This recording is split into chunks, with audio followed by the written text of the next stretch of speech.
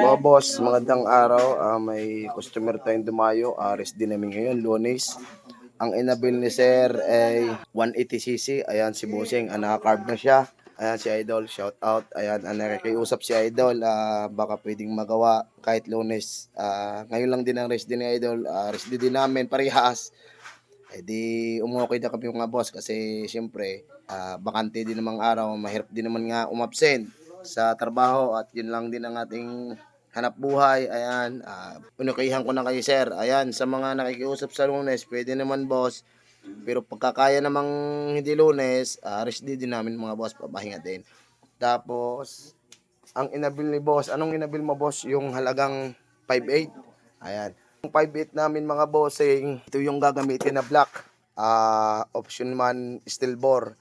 Ayan, yung sa 3.5 mga boss, ito yung gagamitin natin. Ayan, Mutaro mga boss at saka MP. Ayan. Ito 3.5.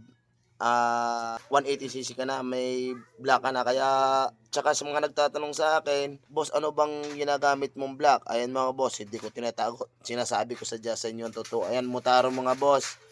At saka MP. Ayan mga boss, ang ginagamit namin may MP, may pitch bike din. Ayan mga bossing.